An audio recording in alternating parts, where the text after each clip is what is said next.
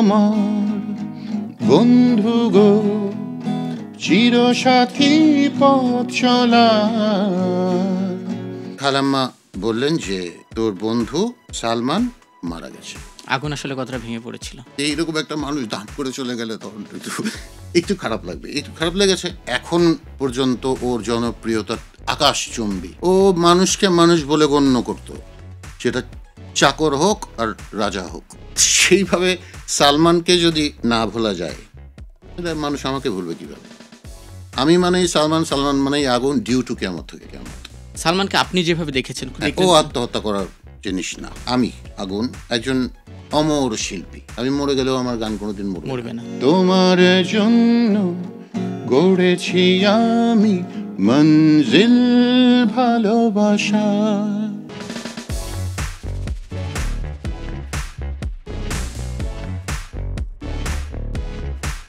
দর্শক, নিউজ 24-এর বিনোদন আড্ডায় আপনাদেরকে স্বাগত। সঙ্গে আছি আমি শাহিন শুভ। আজকে আমার অতিথি হিসেবে রয়েছেন বাংলা গানের এক জাদুকর, যিনি তার গানের মতোই চির সবুজ। দর্শক, আমার সঙ্গে রয়েছেন জনপ্রিয় কণ্ঠশিল্পী খান আসিফুর রহমান আগুন।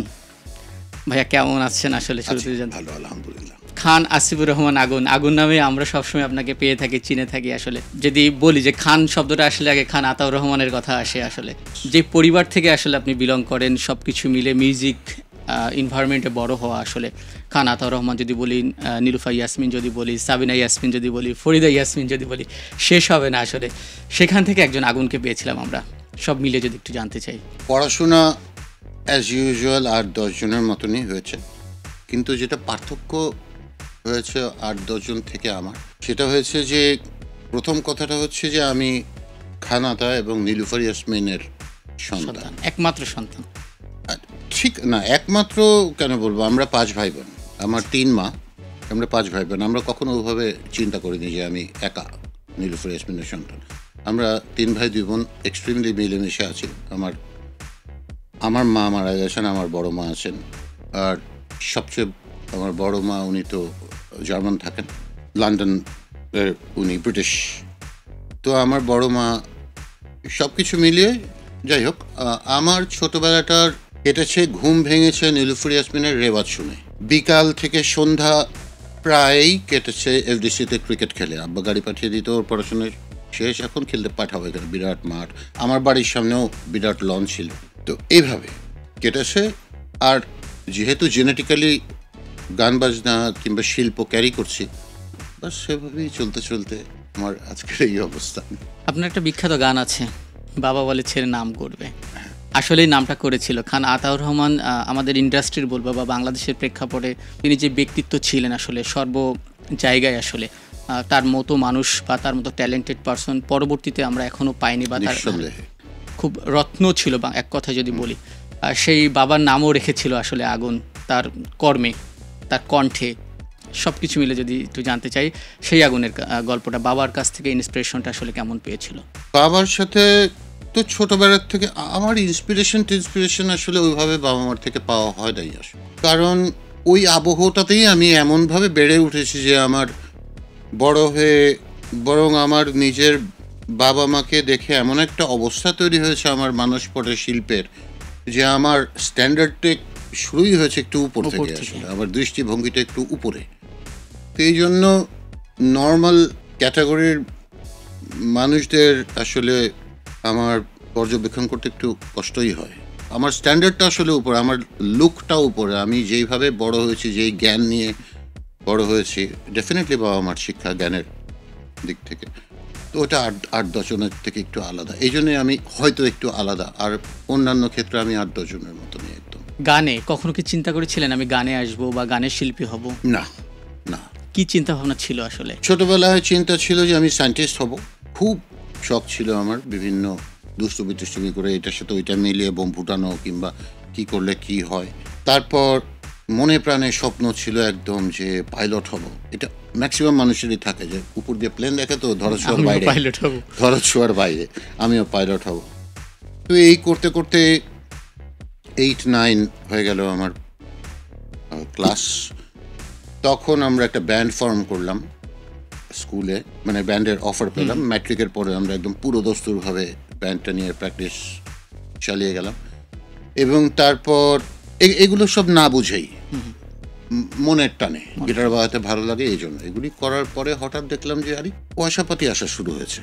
আচ্ছা, ম্যাট্রিকের পরের থেকে। তারপরে যখন ইটেমের ফার্স্ট ইয়ার সেকেন্ড ইয়ারে আছি, তখন একদম বেশ ভালোই টাকা পয়সা আসা শুরু হলো।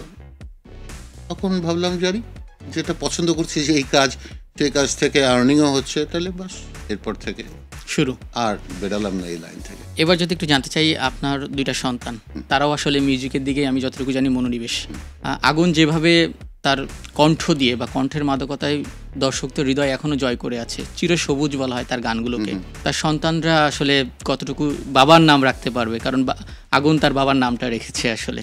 এইটা তো আল্লাহ রাব্বুল আলামিন ছাড়া আর কেউ বলতে পারবে না, কারণ অধ্যবসায় হচ্ছে জীবনের একটা অংশ, ভেরি ইম্পর্টেন্ট অংশ। কিন্তু একটা গান গাইলে মনে হয় এটা উত্তরটা পাওয়া যাবে। গানটা এরকম,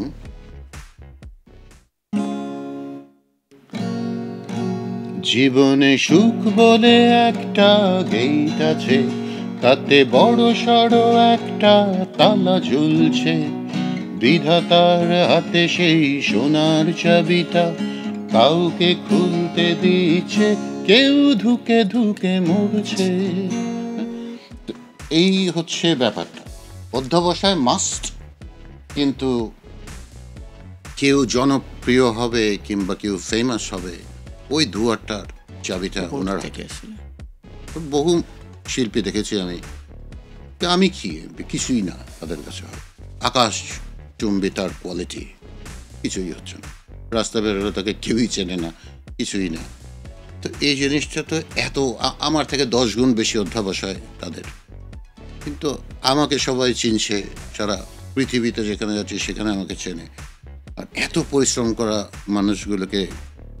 মানুষগুলো ঘরের মধ্যে চুপচাপ বসে আছে, একটা স্কুল টুল নিয়ে হয়তো। এইটা দায়ভার কাকে দেওয়া যাবে? একমাত্র তাকেই তো, আল্লাহ।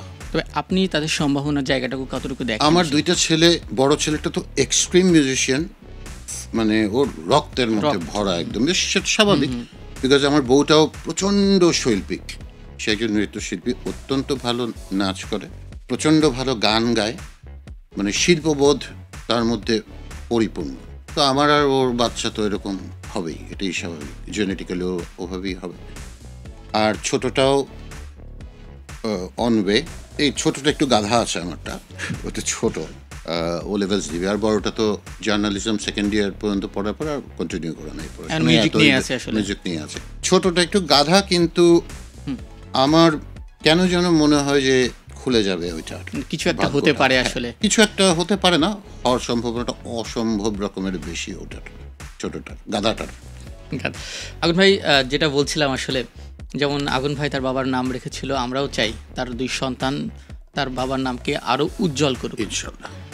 আমরা যদি এবার একটু আপনার ক্যারিয়ারের দিকে আসি, কিয়ামত থেকে কিয়ামত, আগুনের শুরু ফিল্মে শুরু, রিলিজড মানে প্রথম, এবং দর্শক মানে ম্যাসিভ আকারে দর্শকদের কাছে যাওয়ার প্রথম আসলে বলবো যে ওই জায়গাটা, এবং গান সবকিছু মিলে।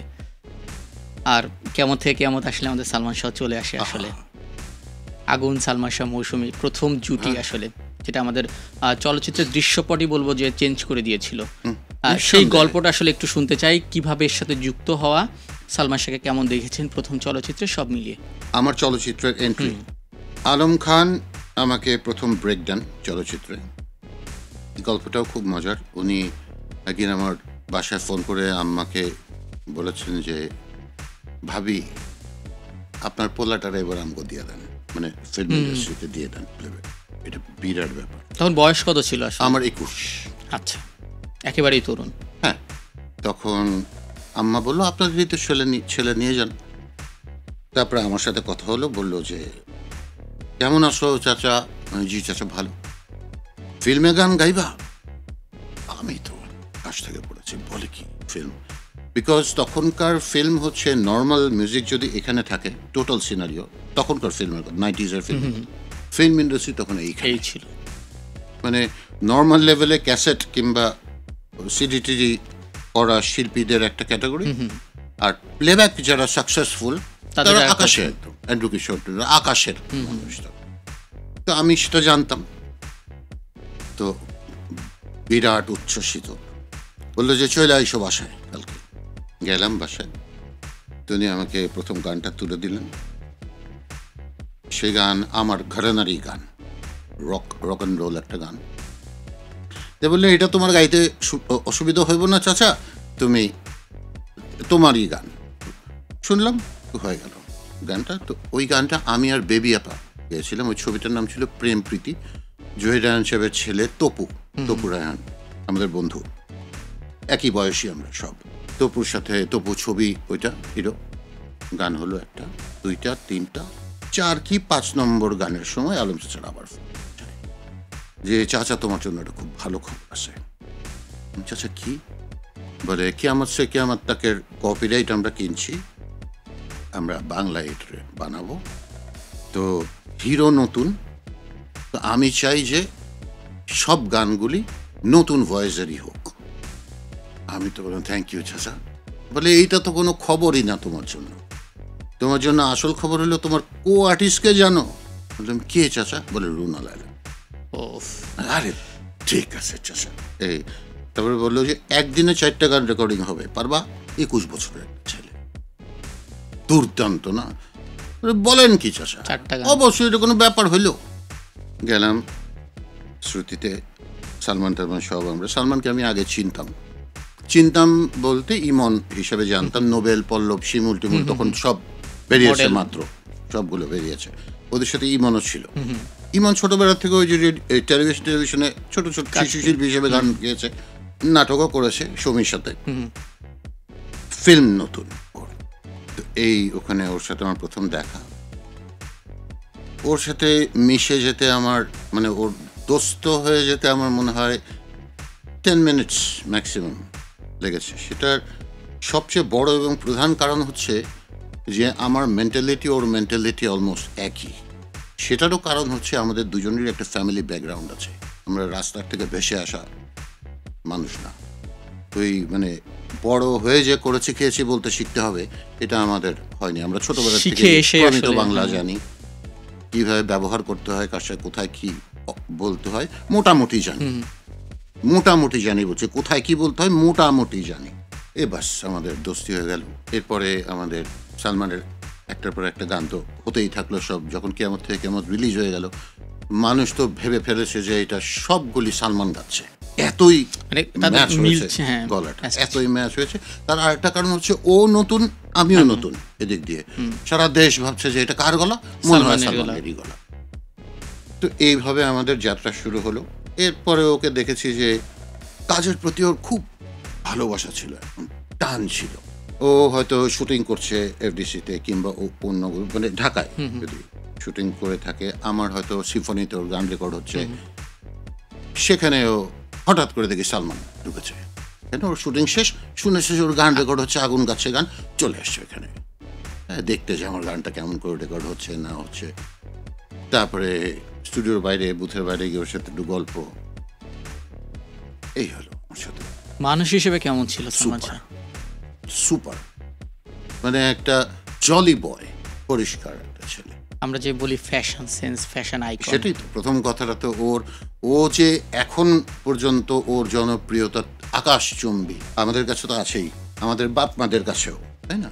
যে যেরকম এখন আমাদের পরের জেনারেশন যেটা তোরা যেটা, সেই জেনারেশন মাঝে মাঝে আমাকে বলে যে ভাইয়া আপনাদের গান শুনে আমার বাবা মারাও প্রেম করছে, আমরাও প্রেম করছি।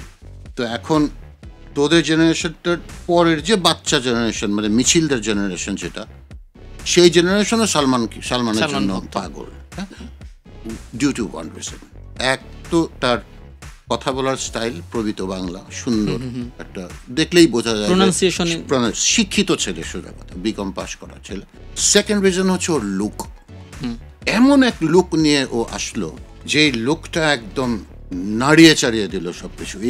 এই নড়ে সরে উঠেছে লুক দেখে। আরেক কাণ্ড হয়েছিল রাজ্জাক সাহেবের সময়, রাজাক চাচা যখন হিরো হয়ে আসলেন, তখন তো What a উনি তো look! লুক ছিল হ্যাঁ, what a সাদা কালো look! যুগের আসলে কি লুক রাজাক চাচার, কি ওই সময়ে আসলে কি দেখতে রাজাক চাচা, চোখ ফেরানো যায় না, এরকম না, আয়না তো ওই মুখ ওই দেখবে ওই যখন গানটা যখন। এখনো যখন সামনে আসে কি লাগে দেখতে রাজাক। ওই আরেক জিনিস রিপিটেড হলো সালমান, এই যে হ্যাট পরে, এই গ্লাস পরে, মুখ পরে, লোক টোক তাকানোর ভঙ্গি টুকি সব মিলিয়ে এক বাক্যে যদি বলতো আধুনিকতার একটা ছাপ পাওয়া গেল, যে আধুনিকতাটা 90-এর আধুনিকতা না, চিরন্তন আধুনিকতা।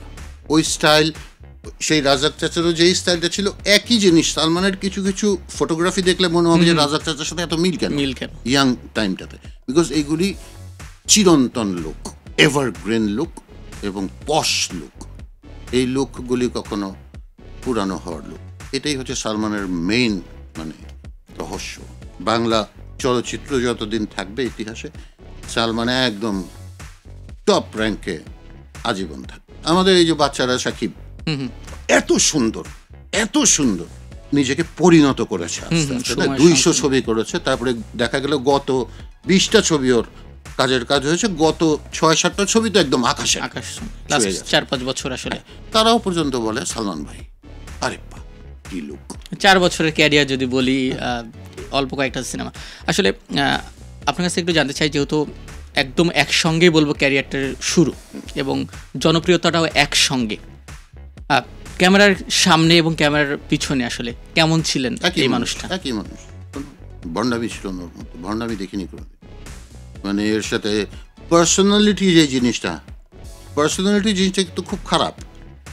এই জিনিসটা মানুষ বোঝে না আসলে। অনেক সময় বলে না যে আরে কি পার্সোনালিটি, তারপর তো ফেক তো জিনিসটা, মানে একটা ভাব ধৈরা সে আসছে, ওইটারে বলতেছে পার্সোনালিটি।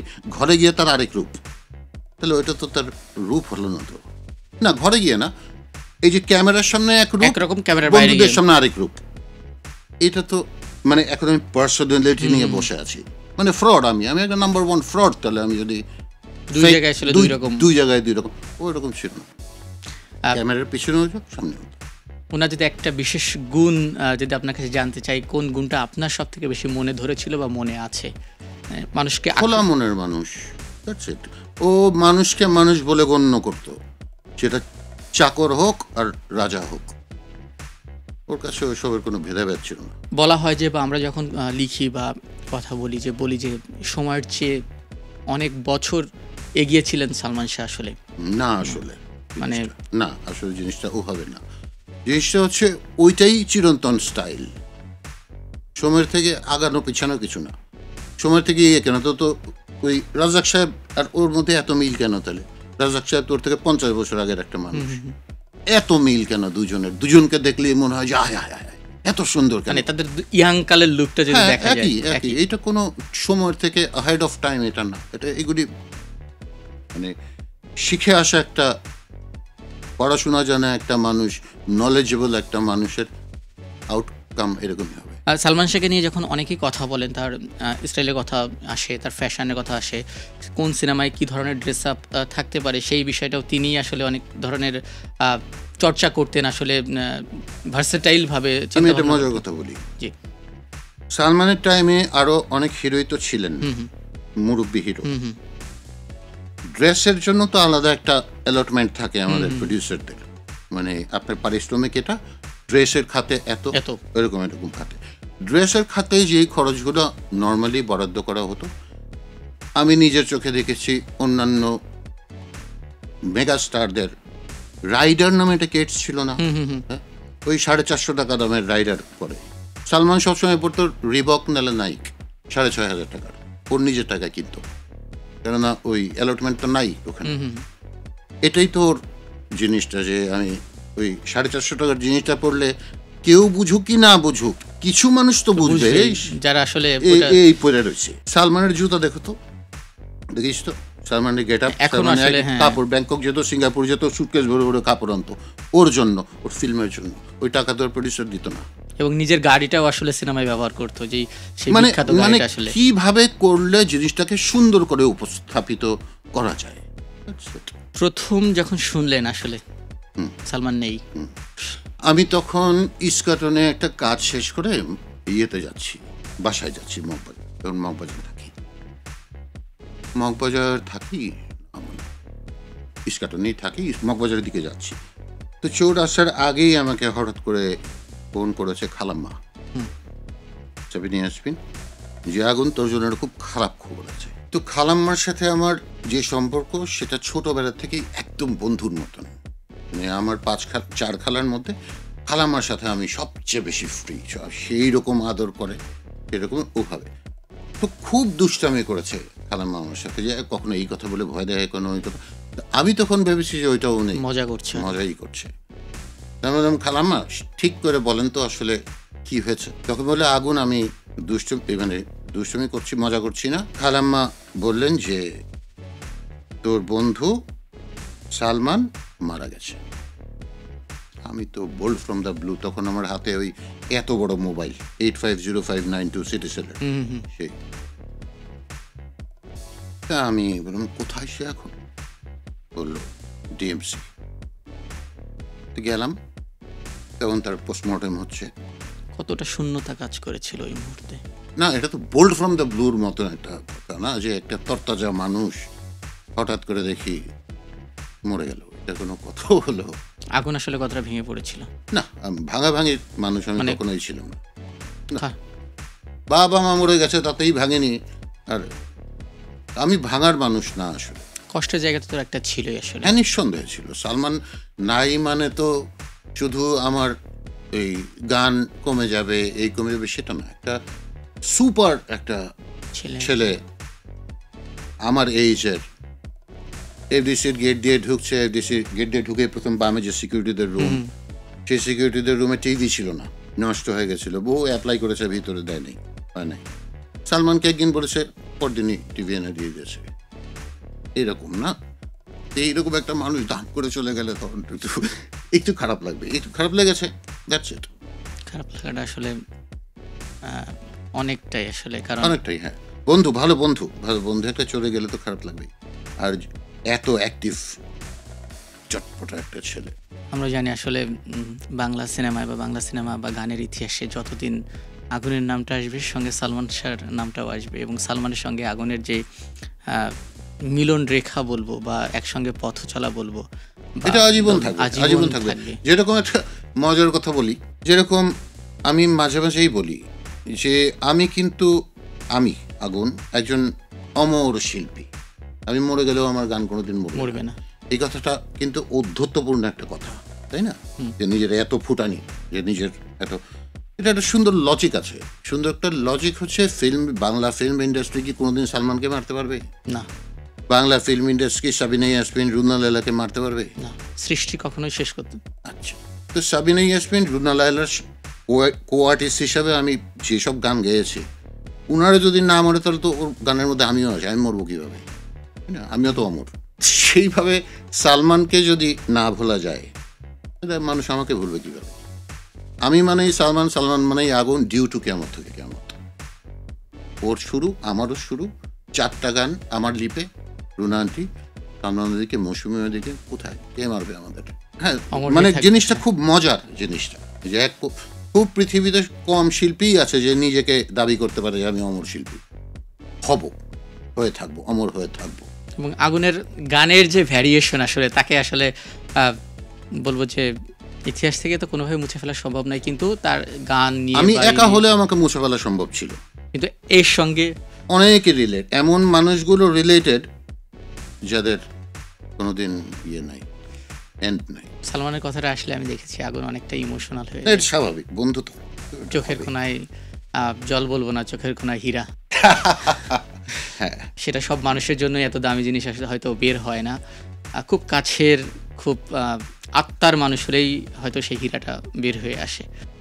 আগুন ভাই, একটা গান যদি আমরা একটু শুনতে চাই, আপনার বন্ধুকে ডেডিকেট করে, যেটা জি।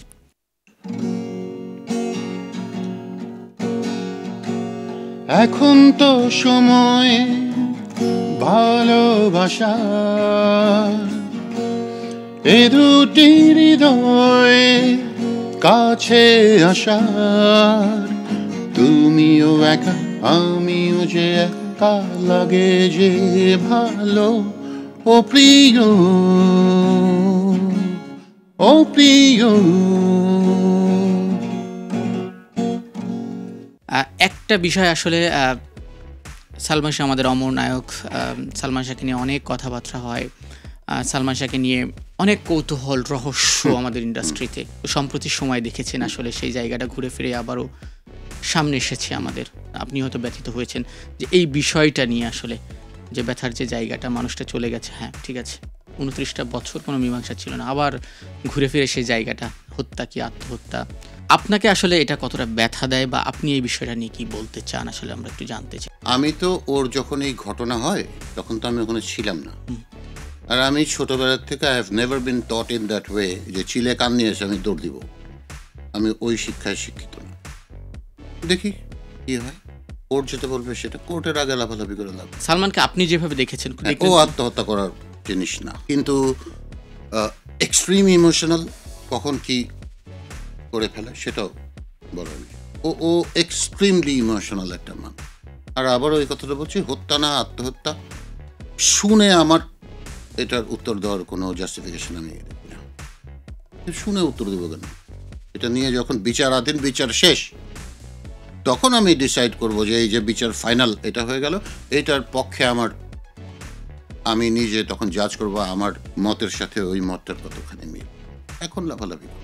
তবে যেহেতু বন্ধু আপনি এবং খুব কাছের বন্ধু ছিলেন, পরিবারের সঙ্গেও খুব একটা ভালো সম্পর্ক ছিল আসলে, মানে যাতায়াত হতো, বাড়িতে আসা যাওয়া? না না না, বাড়িতে ওরা আমার খোঁজ খবরটা অন্তত পারিবারিকভাবে আমি নীলা আন্টিকে তো আমি আগেই জানি, কেননা ওর মার নামও নীলা, আমার মার নামও নীলা। এইভাবে নীলা আন্টির সাথে আমার এখনো যোগাযোগ আছে, হুকুম আমার সাথে আমার এখনো যোগাযোগ আছে, তখন থেকেই ছিল, এখনো আছে। সিলেট গেলে মাঝে মাঝে ওদের বাসায় যাই। যে জায়গাটা আমি প্রশ্নের মাঝে, জায়গাটা বন্ধু হলে তো অনেক কিছু আমরা বন্ধুর সঙ্গে শেয়ার করি না, আমার সাথে এইসব বা কোনো খারাপ পরিবেশ আবহাওয়া বাড়িতে আছে কিনা বা এই ধরনের কোনো সময় কোনো কিছু শেয়ার করছেন? সামিরা ভাবির সাথে আমার জীবনে মনে হয় একবার দেখা হয়েছে। সেটা কবে? সেটা সালমান মারা যাওয়ার অনেক পরে। সালমান মারা যাওয়ার পরে সামিরা ভাবি যাকে বিয়ে করলেন ও আমাদের বন্ধু। ওনার বন্ধুর তালিকায় আছে? হ্যাঁ, ও আমাদের বন্ধু। ওইভাবে ওনার সাথে যোগাযোগ। ডনের সাথে আসলে সালমানের সম্পর্ক কেমন ছিল? ডন তো সালমানের সাথেই থাকতো প্রায় সময়ে। যখন কেমন হিট করলো, একটা হয় কি, একটা হিরোর সাথে, একটা হিরো যখন আকাশে উঠে যায়, ওর সাথে যে যারা আছে হিরো তো ওদেরও টান দেয়। হ্যাঁ, ওইভাবে আমি জানি যে সালমান মারা যাওয়ার পরে অনেক দিন ডন আমার সাথে ছিল, মিশেছে, আমাদের সাথে আড্ডা দিয়েছে, কিন্তু এইসব প্রসঙ্গ কোনোদিন আমি আলাপও করি নাই, বিকজ আমি এগুলো শুনতে পছন্দ করি না। কান কথা খুব বিরক্তিকর একটা জিনিস লাগে আমার কাছে, যে জানেন উনা এই হয়েছে, তো হয়েছে, আমি তো জানি না, তো এটা দেখিনি, তো ছিলাম না। আপনার কি কোনো সময় বিশ্বাস হয়েছে এই ধরনের কাজের সাথে তারা যুক্ত থাকতে পারে? কোন ধরনের কাজ? মানে সালমানকে এই যে এখন যেটা আসছে আসলে রিউমার বা ডনকে গ্রেফতারের জন্য, আমি তো জানি না এই ঘটনা। মানে একবারে আপনি বলতে চাচ্ছেন যে জিনিসটা সবার সামনে যখন আদালত রায় দিবে আসলে দোষী আসলে তাই তো উচিত। এতদিন এটা আদালত বলেছে আত্মহত্যা, এখন বলছে হত্যা, দেখি তাহলে হয় কি আসলে কোনটা ঠিক। তাহলে এই 29 বছরের যে একটা মার পেয়েছে, যে আমরা আইনের যেই বিষয়টা যে বলি যে আমরা সর্বশেষ তো আইনকেই ওই শ্রদ্ধার চোখে দেখি যে কোনো সমস্যার সমাধান আসলে আইনি প্রক্রিয়ায় হবে। 29টা বছর লেগে গেলে, এটা সময় অবাক হয়েছেন যে একটা কেস সলভ হতে এত সময় নিচ্ছে বা এখন এসে আবার অন্য মোড়ে যাচ্ছে, কোনো সময় এটা নিয়ে ভেবেছেন কিনা বা ভাবনা আসে কিনা? পৃথিবীর কত কেস আছে 60 বছর পরে গিয়ে মীমাংসা হয়েছে, বহু কেস আছে, এটা তো নতুন কিছু না। আর শেষ করবে এই প্রসঙ্গটা দিয়ে যে অনেকেই বলেন যে সালমান শাহ থাকলে আসলে ইন্ডাস্ট্রির আরো অনেক গ্রোথ হতো, অনেক ভালো কাজ হতো, হয়তো ইন্ডাস্ট্রির অনেক চেঞ্জ আসতো, এবং সঙ্গে আগুন ভাইয়ের গানের যে পরিধিটা ছিল সেটাও হয়তো আরো আকাশচুম্বী হতো। আকাশচুম্বী কি যা করেছে সেটা কি আকাশচুম্বী না? সেটা অবশ্যই, তারপরও যে ধারাটা ছিল আসলে, হ্যাঁ, সেই ধারায় হয়তো আমার আর সালমানের আরো কিছু বিউটিফুল গান তৈরি হতো। এই যে জনপ্রিয়তাটা মৃত্যুর এত বছর পরেও, মানে তার ভিতরে কি ম্যাজিকটা ছিল? বললামই তো, আধুনিকতা, লোক এবং প্রমিত বাংলায় কথা বলতে পারা এবং ব্যবহার জানা একটা ছেলে। সালমান শাহ চলে যাওয়ার পরে আসলে তারপরে হয়তো অনেক হিরো এসেছেন, এখন যারা ইন্ডাস্ট্রিতে আসছে তাদেরও ওই আইকনটা সালমান শাহ। অবশ্যই শাকিব খানও নিজেও বলেন আসলে সেটা। সিঙ্গারদের ক্ষেত্রেও অনেকেই শুনেছি যে আগুন ভাইয়ের ভিতরে যে ভ্যারিয়েশন ছিল, শুধু প্রেম না, আইটেম গানও, দীপজলের গান, দিলদারের গান। তো এই যে সেই জায়গাটা নিয়ে জানতে চাই, গানের যে ভ্যারিয়েশনটা ছিল আসলে সালমানের গানে দেখতাম রোমান্টিক আগুন, পরবর্তীতে কেউ কল্পনা করতে পারেনি সেই আগুন দিলদারের হয়ে গান করবে, সেই আগুন মানুষ তো জানেই নাই যে ওটা আগুন। যে ডিপজলের গলায় গান গান শোনাই আমি ডিপজলের, এই দিলদারের। আমার নাম আম গাছ, বাপের নাম তাল গাছ, তোর নাম লতা, তারে একবার ধরতে পারলে দিতাম একান যাতা। এই গলা শুনলে কে বলবে যে এটা আগুন? কেউ তো জানতোই না যে এটা আগুন। এখন সবাই ইউটিউবের জোরে জেনেছে এটা আগুন। এই জন্য ভ্যারিয়েশন থাকবে না তো সে প্লেব্যাক সিঙ্গার হয় কিভাবে? জনপ্রিয়তা তুঙ্গে থাকা অবস্থায় একজন শিল্পী, তখন তো সবাই চাইতো যে লিড কাস্টিং এ আসলে ভোকালটা যাক। সেক্ষেত্রে আগুন এই রিস্ক, বলবো রিস্কটা নিয়েছিল, বা কিসের রিস্ক? সেই জায়গাতে অনেক দীপজলের গান গাওয়ানোর জন্য শ্রুতি স্টুডিওতে বহু শিল্পীকে এনে রিহার্সাল করা হয়েছে, অডিশন নেওয়া হয়েছে, কেউ পারে নাই, বিকজ এই অ্যাক্টিং করতে হবে তো দীপজলের। সালমানের গান যদি অডিও হিসেবে শোনা হয়, ইটস ওকে, ছবি নেই। ও আমার বন্ধু গো, পৃথিবীতে সুখ বলে, আমি যে তোমারকে, ৭১-এর মাজননী, বহু আছে এরকম না, ওগুলোকে গান হিসেবে শোনা যাবে। কিন্তু ওই যে জলে আগুন বুকেতে ক্যাক ক্যাক ক্যাক ক্যারা বেড়া লাগাইয়া দিমু, এগুলো কি স্ক্রিন ছাড়া শোনা যাবে? যাবে না তো, থাকতেই হবে। ওর তো আইটেম সং, কিন্তু ও আমার বন্ধু গো তো আইটেম সং না, ওর তো শোনার মতন একটা গান। আর সালমান যদি স্ক্রিনে থাকে ওইটা আরো সুন্দর, আরো ভালো। কিন্তু ওই কলসি ফুটা কইরা দিমু, পুত কইরা দিমু, বিউটিফুল বিউটিফুল আমার জিনিসপত্র আছে দীপজলে, ওই গানগুলো কি অডিওতে তোরা ড্রয়িং রুমে শুনতে পারবি না? তো ওটা দীপজলকে লাগবে। তো আগুনকে আসলে কিভাবে অ্যাপ্রোচটা করা হয়েছিল যে দীপজলের গানের জন্য? ওইভাবেই, কেউ পারছে না, আগুনরেও ডাকো, আগুন এসে এমন কারিশমা দেখাইছে, হয়ে গেছে যাচ্ছে। এরপরে আসলে যদি একটু জানতে চাই, এই ধরনের গান করার পর এর মধ্যে কি দীপজলে যেটা বলছিলি, এইরকম গান করার পর, হ্যাঁ এরকম গান করার পরেও কি মোর প্রিয়া হবে ও রানী বের হয়নি শাকিলের গলায়? মাথায় পড়েছি সাদা ক্যাপ বের হয়নি রিয়াজের গলায়? হ্যাঁ, এটাই তো ভ্যারিয়েশন, এটাই আমার ক্যারিজমা। একটু শুনতে চাই। মাথায় পড়েছি সাদা ক্যাপ, হাতে আছে অচেনা এক শহরের ম্যাপ, ব্যাগ ঝুলিয়েছি কাঁধে, নামবো রাজপথে, চারিদিকে ঝলমলেরও, কেটে যাবে আধারেরও ছায়াবরোধ, চারিদিকে কি আনন্দ, অতি তুচ্ছ পতঙ্গেরও অপূর্ব জীবন, হয়তো শিশির কণারও আছে শুধু তার একান্ত একা আনন্দেরই ক্ষণ।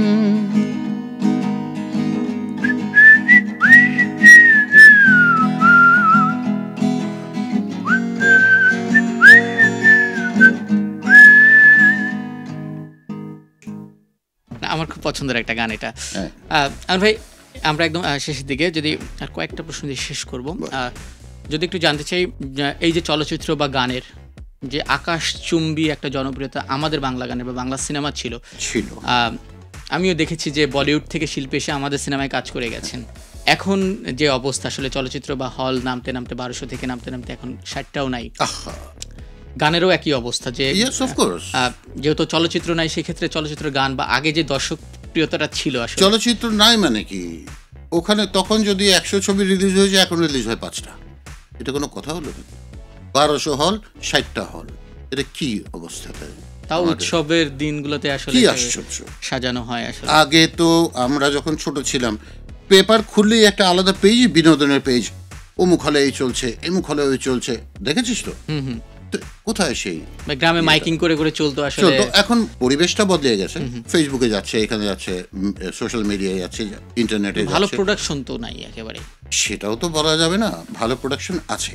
এই যে সাকিবের ছবিগুলো কি ভালো না? হ্যাঁ, আই এগুলো লাভড ইট। আমি সাকিবের যতগুলি ছবি, তারপরে নিশোর যে ছবি, আর ওই সিয়ামের একটা সিয়াম। ছবি, কি জানি বিউটিফুল একটা ছবি ওর হলো, ওই যে রিসেন্ট যেটা করলো আসলে ওই যে ছোট্ট মেয়েকে একটা নিয়ে, পাখি, হ্যাঁ। পাখিকে নিয়ে বিউটিফুল ছবি। চলেছে কি না চলেছে সেটা তো না, পরের ওটা ভালো ব্যাপার, চলেছে, সেটা হ্যাঁ। পরের ব্যাপার। না, ওই ভালো চলে নাই একটা মানে ছবি অবশ্য, সাকিবের গুলি সাকিব। ছাড়া। সাকিবের গুলি বাম্পার বিজনেস। এখন ওরা সাকিবের ছবিগুলো হয়তো বলছে যে 100 কোটি টাকা লাভ করেছে, 50 কোটি টাকা লাভ করেছে। দ্যাট, এটা কতখানি সত্য মিথ্যা তা জানি না। আমি এই পয়েন্ট অফ ভিউ তো দেখি এটা একটা মার্কেটিং পলিসি, দ্যাটস ইট, আর কিছুই না। সেমে জঙ্গলিটার কথা বলছিলেন। জঙ্গলি বিউটিফুল ছবি, কিন্তু সেই ছবিগুলো থেকে সাকিবের ছবিগুলো মানুষের কাছে অ্যাট্রাক্টেড হয়েছে অনেক বেশি। সে নিজেকে ভাঙছে প্রতিনিয়ত গল্পের সঙ্গে, আসলে সময়ের সেইটাই সঙ্গে, হচ্ছে ব্যাপার। সময়ের সঙ্গে নিজেকে মানে বদলিয়েছে। পরিণত একটা শিল্পী আমরা, আমি আমার মত থেকে বলবো শাকিব খান সুপার।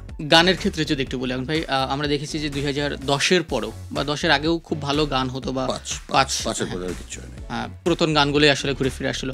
এরপরে নতুন সৃষ্টি বা ওই যে আগের যেটা বললেন যে আমাদের সোনালী সময় যে গানগুলো আসলে যে শোনার পরে যে হৃদয়ে একটা, আচ্ছা একটু বলে নেই, 2005-এর পর থেকে কিচ্ছু হয় না, এই কথাটা কিন্তু ভুল। হয়েছে খুব কম, খুবই কম, টিকে নেই। কারণ কি আসলে? এটার কারণ হচ্ছে যে টেকনোলজি, এটার কারণ হচ্ছে টেকনোলজি, আর কিছু। টেকনোলজি ব্যবহারটা মূর্খদের হাতে চলে গেছে এখন। টেকনোলজির কোনো দোষ নাই, টেকনোলজির মানে যারা ব্যবহার করছে দোষটা আসলে তাদের। এক্স্যাক্টলি তাই। যদি একটা শিক্ষিত মানুষের হাতে সেই জিনিস পড়ে, শিক্ষিত মানে বিএ পাস করলেই শিক্ষিত হওয়া যাবে না, যেহেতু সে স্টুডিও নিয়ে কাজ করছে, সেই সমস্ত ফ্রিকোয়েন্সি সম্বন্ধে জানতে হবে, সমস্ত কিছু সম্বন্ধে তার জানতে হবে, যে মিড বাড়ালে কোন ফ্রিকোয়েন্সি বাড়ছে, হাই মিডে কোন ফ্রিকোয়েন্সি, লো মিডে কোন ফ্রিকোয়েন্সি, সব তার জানতে হবে। এগুলো করে যদি একটা কিছু, একটা কত ফুয়াদ নাসির বাবু কি কাজ করে, আরে আল্লাহ, তারপরে বড় বড় মানুষ, কত বাচ্চারা আছে, বালাম টালাম, হাবিব ভাই কি বিউটিফুল তো কাজ করে এরা। তো এই টেকনোলজি ওদের হাতে পড়লে এক আউটপুট বেরোয়, আর ম্যাস পিপলের হাতে যখন এই টেকনোলজি চলে যায়, তখন তারা একটা ভোকর্ড কিংবা একটা পিচ শিফটার কিংবা মেলোডাইন এগুলো এইসব ইউজ করে 500 টাকায় গান রেকর্ড করা হচ্ছে। এই বিজ্ঞাপন তো এখন আছে, 500 টাকায় গান রেকর্ড করা হয়। কীভাবে হয়? গলায় কোনো সুরের প্রয়োজন নেই এখন, আবৃত্তি কর, আমি সুরে ওটাকে আমি বসাবো মেশিন দিয়ে। এইটা তো গান বাজনার সিস্টেম না। আমরা যখন গান গেয়েছি তখন সেই গানের গলার মধ্যে রিভার্ব বা ডিলে ছাড়া আর কিছু ইউজ হয় নাই, কোথাও তো মেগা হিট গান সব। এখন এত কিছু ইউজ হচ্ছে গলার মধ্যে, ভোকর টুকর, এই গলার টনটনা গলা, বারবার রিহার্সালের ভিতর দিয়ে আপনারা যেতে না, এত কিছু না, ও তো ঠিক আছে, ওগুলো ঠিক আছে। আমার এত রিহার্সাল করতে হয় নাই কোনোদিনই। একসঙ্গে এখন যেটা হচ্ছে যে আপনি হয়তো গান গিয়ে চলে যাচ্ছেন, আপনার কোয়ার্টিস্টের সঙ্গে আপনার দেখা হচ্ছে না, এরকম তখনও হয়েছে, ওরকম তখনও হয়েছে। ওইগুলি ম্যাটার না, ম্যাটার হচ্ছে যে মেশিন ইউজ করা ভয়েস কোনোদিনই অরিজিনাল ভয়েস না। আমার গানেও আমি মেলোডাইন ইউজ করি মাঝে মাঝে, কিন্তু সেটা শুনলে বোঝা যাবে না যে ওটার মধ্যে মেলোডাইন ইউজ করা হয়েছে, মনে হবে যে র ভয়েস। এটাই হচ্ছে টেকনিক। ওই যে গানের বলবো বা সিনেমার এই যে ধসটা আসার পরে আসলে ওই ধরনের সৃষ্টিশীল কাজও আমরা খুব একটা দেখিনি যে গেঁথে থাকার মতো হৃদয়।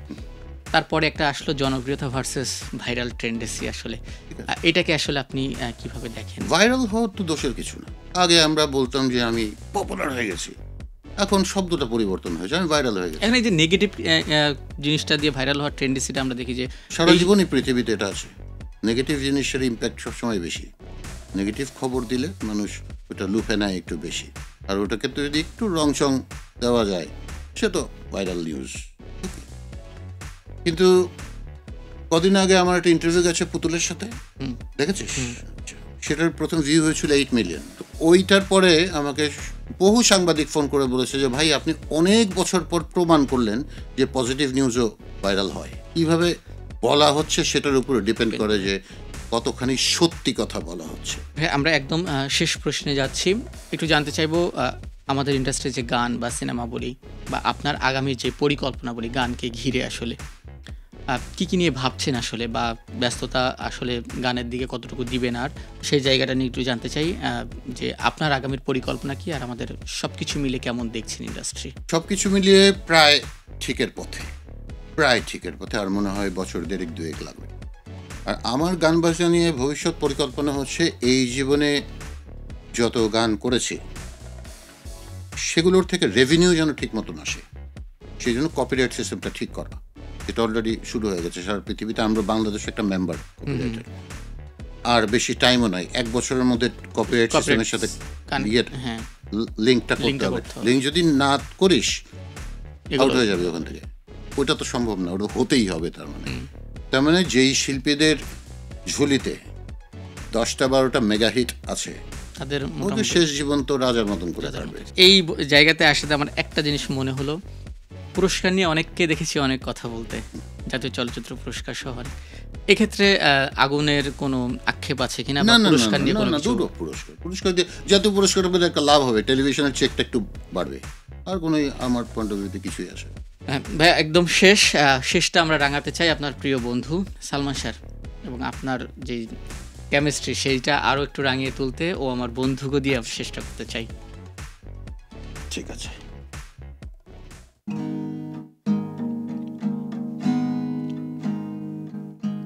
ও আমার বন্ধু গো, চিরসাথী পথ চলার, তোমার জন্য গড়েছি আমি মঞ্জিল ভালোবাসার। ও আমার বন্ধু গো, চিরসাথী পথ চলার, তোমার জন্য গড়েছি আমি মঞ্জিল ভালোবাসা। অসংখ্য ধন্যবাদ আপনার মূল্যবান সময় দেওয়ার জন্য। Thank you. দর্শক, আবারও দেখা হবে নতুন কোনো অতিথির সঙ্গে, নতুন কোনো গল্প নিয়ে। সে পর্যন্তই ভালো থাকুন, সুস্থ থাকুন, থাকুন নিউজ 24-এর সঙ্গে।